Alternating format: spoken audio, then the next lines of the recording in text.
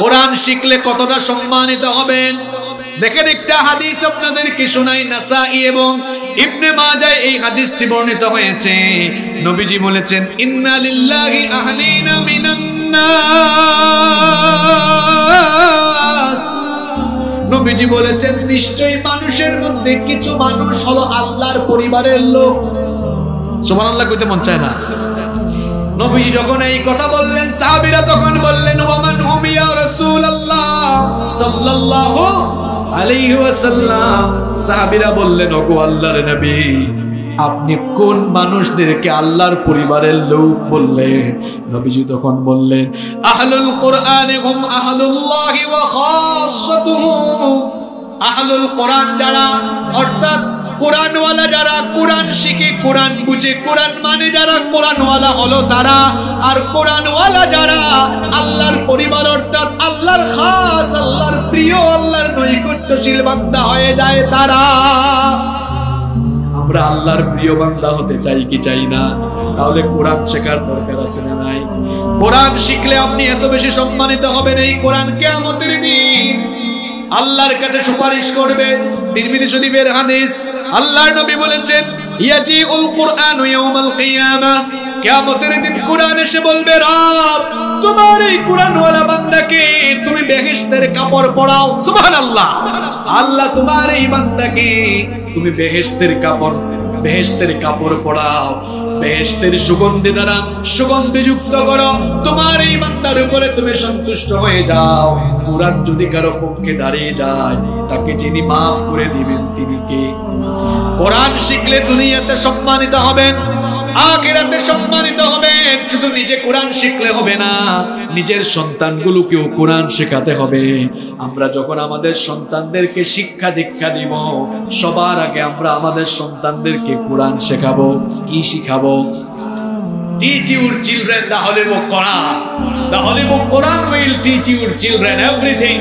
আপনার সন্তানকে আগে কোরআন শেখান, কোরআন তার হাতে তুলে দেন, দেখবেন এই কোরআন আপনার সন্তানকে গোটা পৃথিবীর জ্ঞান বিজ্ঞানের সাথে পরিচিত করে দিবে।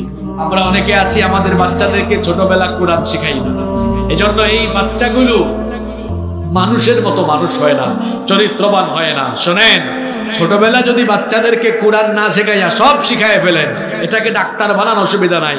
এটা ডাক্তার হইলে কোরআনের শিক্ষা না থাকলে এটা কসাই ডাক্তার হবে। ছোটবেলা কোরআন না শেখাইয়া কলিজার টুকরা ছেলে মেয়েকে ইঞ্জিনিয়ার বানাইলে এটা এমন ইঞ্জিনিয়ার হবে যেখানে রডের দরকার সেখানে বাঁশ ঢুকায় দেবে। ছোটবেলা কোরআন না শিখাইয়া এই বাচ্চাটাকে যদি উচ্চ শিক্ষায় শিক্ষিত করে তারপরে আপনি ব্যারিস্টার বানান, এরপরে আপনি জজও বাজান, দেখা যাবেন এমন খারাপের খারাপ হবে, ভালো মানুষকে অপরাধী বানাইয়া ফাঁসিতে ঝুলাইয়া দিবে। আর যদি ছোটবেলায় বাচ্চাকে আগে কোরআন শিখাইয়া ডাক্তার বানান, করে অসুবিধা নাই, মানবতাবাদী ডাক্তার হবে। ছোটবেলা কোরআন শিখাইয়া বাচ্চাটারে ইঞ্জিনিয়ার বানানো, অসুবিধা নাই, এটা চরিত্রবান ইঞ্জিনিয়ার হবে। ছোটবেলা কোরআন শিখাইয়া তারে যে লাইনেই দিবেন, আর বেলাইনে যাবে না, সঠিক পথে থাকবে ইনশাআল্লাহ। এই জন্য বাচ্চাদেরকে সবার আগে কি শিখাইতে হবে? কোরআন। যদি বাচ্চাকে কোরআন শেখায় যান, বাবা সফলতা আসবে, বাবা সফলতা আসবে। কেমন সফলতা? শোনেন, আমি আপনি কেউ কি সারা জীবন দুনিয়াতে থাকতে পারবো? পারবো না, সবাই চলে যাব। শোনেন বাবা জানরা, মহিলা প্যান্ডেল থেকে যারা মায়েরা শুনছেন, মায়েরাও শোনেন এই কথাটা। আপনি আজ দুনিয়া থেকে চলে যান, দুনিয়া থেকে যখন চলে যাবেন আপনি, জানাজা আছে না নাই? কথা বলেন, জানাজা আছে না নাই? আপনার লাশটাকে খাটিয়ায় রেখে মানুষ নামাজের জানাজার জন্য চলে আসেন। মসজিদের ইমাম সাহেব যদি এসে নামাজের জানাজা পড়ান, ইমাম সাহেবের মধ্যে খুব একটা আবেগ কাজ করবে না, তখন জানাজা শুরু হয়ে যাবে। আপনি আল্লাহু আকবার,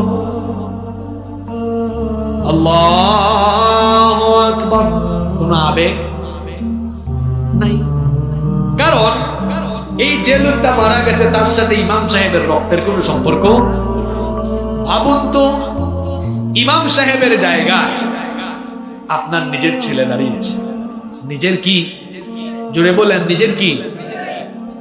আল্লাহু আকবার বলার আগে তার কলিজা ফেটে যাবে, আল্লাহু আকবার বলার আগে তার হৃদয়টা দুমড়ে মুচড়ে উঠবে, আল্লাহু আকবার বলার আগে চোখ দিয়ে পানি বের হবে। গোটা পৃথিবীর পানি দিয়ে, সাগর মহাসাগরের পানি দিয়ে কবরে জাহান্নামের আগুন নেভানো যায়? নেভানো যায়? কিন্তু সন্তানকে কুরআনওয়ালা বানায়া যান, কুরআন শিখায়া যান। এই কুরআনওয়ালা সন্তান আপনি মারা যাওয়ার পরে দাঁড়িয়ে যখন জানাজা ইমামতি শুরু করবে আর চোখের 2 ফোঁটা পানি ছাড়বে, এই চোখের পানি নাকের ডগায় আসার আগে এই চোখের পানিগুলো আপনার জাহান্নামের আগুনকে নিভিয়ে দেওয়ার জন্য যথেষ্ট হয়ে যাবে। আল্লাহু আকবার বলেন, আল্লাহু আকবার। It's called be success, it's called success. এটাকে বলে সফলতা, এটার নাম সফলতা। আর আপনি সন্তান রেখে গিয়েছেন এমন, মরার পরে হুজুর রে গিয়ে বলে, হুজুর জানাজার নামাজ কেমনে পড়ে? কি বলেন? এমন সন্তান আছে না নাই? তার মানে তার মা বাবা এই জায়গায় এমন ব্যর্থতার পরিচয় দিয়েছে, তার মা বাবা তাকে জানাজার নামাজ পর্যন্ত, কোন নামাজই পর্যন্ত শেখানোর ব্যবস্থা করে নাই। যারা নিজেদের বাচ্চাদেরকে ছোটবেলা কোরআন শেখাবে না, keep in your mind the old home is waiting for you. যারা ছোটবেলা বাচ্চাদেরকে কোরআন শেখাবেন না, গত 3 দিন আগে আপনারা দেখেছেন টেলিভিশন চ্যানেলে বাবা মারা যাওয়ার পরে বাপের লাশ রেখে ছেলে মেয়েরা সম্পদ ভাগাভাগিতে ব্যস্ত হয়েছে। দেখেন নাই আপনারা? যদি আপনি সন্তানকে কুরআনওয়ালা বানায়া না যান, এই সন্তানগুলো আপনার জন্য চোখের পানি ছাড়বে না, আপনার জন্য দোয়া করবে না। কবরে যখন মানুষ চলে যায় তখন দোয়ার দরকার হয়। নেককার সন্তান রেখে যান, কুরআনওয়ালা সন্তান রেখে যান, এই সন্তানগুলো আপনার নাজাতে যাওয়ার একটা কারণ হয়ে যাবে ইনশাআল্লাহ। এই যে মাদ্রাসাগুলোতে দেন, বাচ্চাগুলোতে এই যে ডিসেম্বর মাস শেষ হচ্ছে, জানুয়ারি মাস শুরু হচ্ছে, বাচ্চাগুলোকে মাদ্রাসায় দেন।